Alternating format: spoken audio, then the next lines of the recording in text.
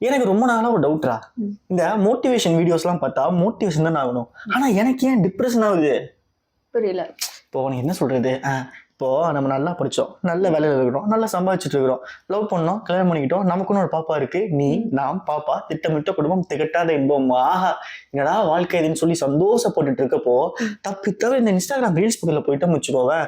21 வயசுல வீடு வாங்கிட்டேன், 20 வயசுல கார் வாங்கிட்டேன், 19 வயசுல 10 பிரான்சைஸ் கொண்டு ஆயிட்டேன், 18 வயசுல தான் நான் வச்ச காலேஜ், அதுக்கு நானே சீஃப் கெஸ்டா போயிட்டு இருக்கேன், நீ எல்லாம் என்னடா பண்ணிட்டு இருக்கேங்கிற மாதிரி பேக் டு பேக் வேற ரீல்ஸ் எல்லாம் பார்த்து பரபரப்பா இருந்த எனக்கு படபடன்னு ஆயிருது.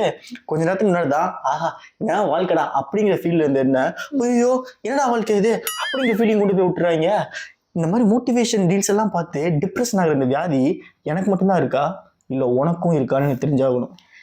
அதுக்கு பேர் டிப்ரெஷன் இல்ல ட்ரிகர்.